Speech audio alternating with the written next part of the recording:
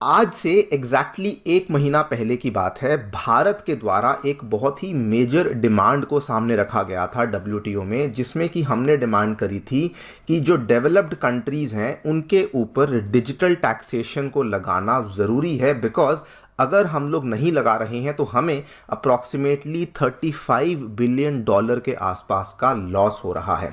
इसको लेकर मैंने वीडियो भी बनाई थी, अगर आपने नहीं देखी है तो इसको ज़रूर देखिए। उस समय इसको लेकर हमें कोई भी पॉजिटिव डेवलपमेंट देखने को नहीं मिली, लेकिन कल की ही बात है, डब्ल्यूटीओ की जो चीफ हैं उन्होंने यहाँ पर एक घोषणा कर दी है कि अब जो डिजिटल टैक्सेशन की डिमांड है, जो कि बहुत टाइम से कई सारी डेवलपिंग कंट्रीज जिस चीज़ की डिमांड कर रही थी, वो अब टैक्सेशन 2026 से हमें देखने को मिलने वाली है। मैं कहूँगा this is a major relief for India. बल्कि केवल रिलीफ नहीं, बल्कि एक बहुत बड़ी विन है भारत के लिए। बिकॉज हम लोग इस चीज़ की डिमांड आज से नहीं कई सालों से करते आए हैं, और ये वाला जो कदम है, ये कदम सबसे ज़्यादा चुभेगा to all those developed countries, specially America and European Union. Because इन्हीं देशों में काम करने वाली वो कंपनियां थी जो कि डेवलपिंग कंट्रीज़ में अपने प्रोडक्ट्स को बेचती थी और उससे बहुत सारा रेवेन्यू जनरेट कर रही थी,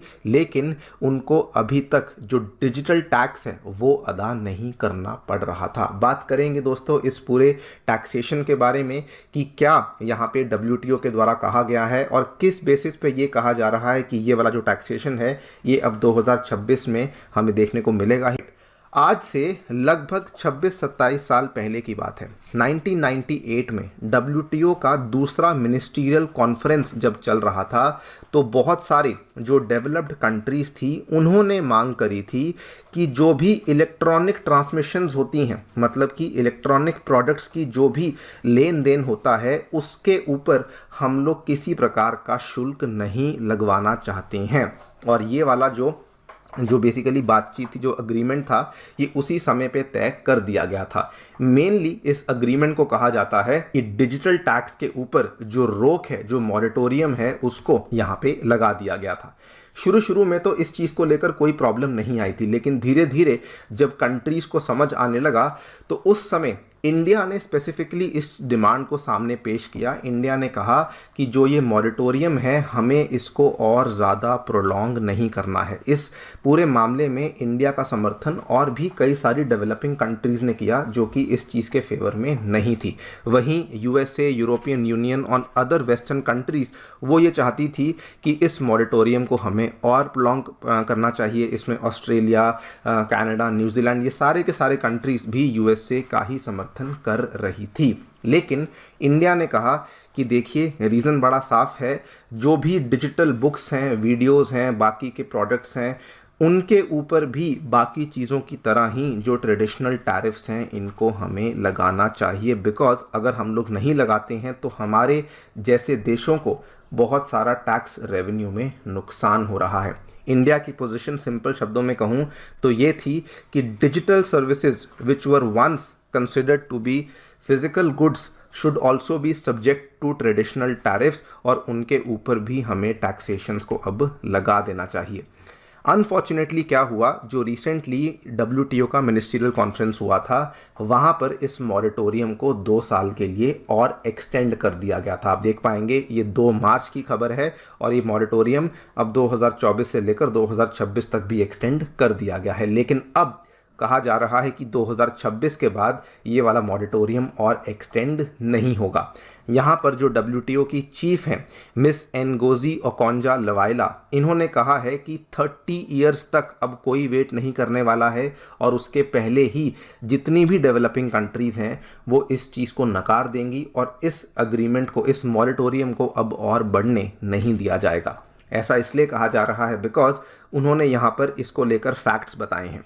नंबर 1, शी हैज़ टोल्ड कि इंडोनेशिया ऑलरेडी एक नया सिस्टम डिज़ाइन कर चुका है जिसके चलते वो डिजिटल गुड्स के ऊपर अब ड्यूटीज़ और टैरिफ्स को इम्पोज करने वाला है। नंबर 2, उन्होंने बोला कि इंडिया आज से नहीं कई सालों से ये डिमांड कर रहा है कि इस मॉरेटोरियम को ख़त्म किया जाए।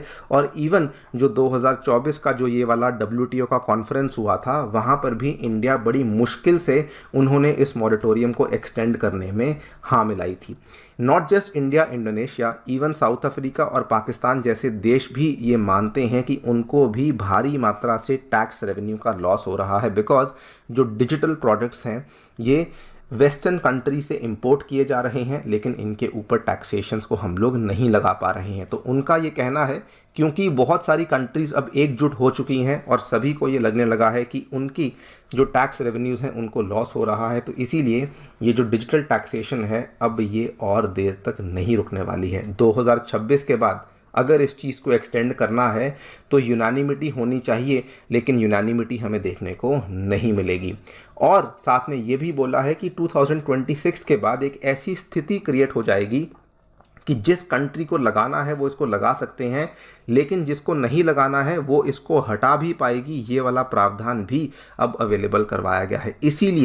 इसीलिए कहा जा रहा है कि इंडिया और बाकी जो अन्य डेवलपिंग कंट्रीज़ हैं उनके लिए एक बहुत बड़ा रिलीफ हमें देखने को मिलेगा। ये पूरा का पूरा स्टेटमेंट WTO की जो चीफ हैं इन्हीं के द्वारा यहाँ पे दिया गया है।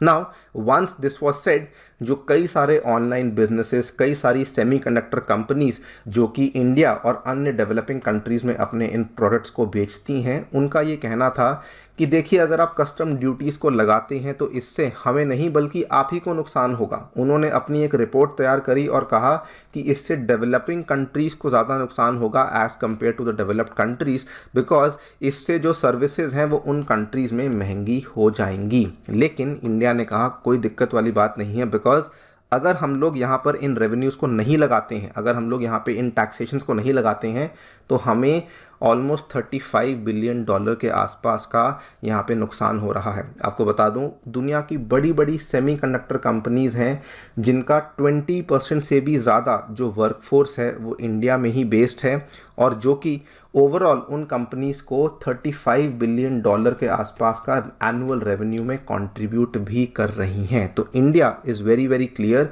कि हम लोग इस तरह के टैक्सेशन को लूज आउट नहीं करना चाहते हैं। हम लोग जो हैं डिजिटल टैक्स के समर्थन में हैं, और इसीलिए उनकी ये वाली जो मांग है वो अब यहाँ पे पूरी हो रही है, and they are very very happy about it.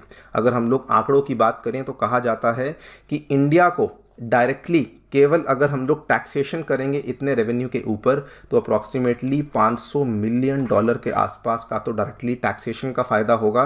और केवल इंडिया को नहीं, बाकी जितनी भी डेवलपिंग कंट्रीज़ हैं, इंडोनेशिया, साउथ अफ्रीका, मेक्सिको, उसके बाद और भी बहुत सारी कंट्रीज़ हैं, उन सभी को अप्रॉक्सीमेटली $10 बिलियन का हर साल फ़ायदा यहाँ पे देखने को मिलने वाला है। That is only and only because of the digital tax जो कि इन कंपनीज़ के ऊपर लगेगा।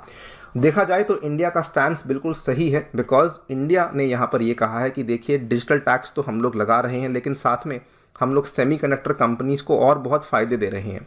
हम लोग ऑलरेडी जो है यहाँ पर उनके लिए PLI स्कीम्स को लेकर आ चुके हैं, जिसमें हम लोग $10 बिलियन का इंसेंटिव भी ऑफ़र कर रहे हैं। सो एक तरीके से इंडिया की जो स्ट्रैटेजी है वो काफ़ी सही है कि कंपनीज़ को हम लोग इनवाइट कर रहे हैं, वो इंडिया के अंदर आएँ, अपने प्लांट्स को सेटअप करें, हम लोग उनको सब्सिडीज़ देंगे, लेकिन डिजिटल टैक्स को हम लोग यहाँ पे नहीं रोकेंगे, बिकॉज उससे हमें डायरेक्टली लॉस देखने को मिल रहा है।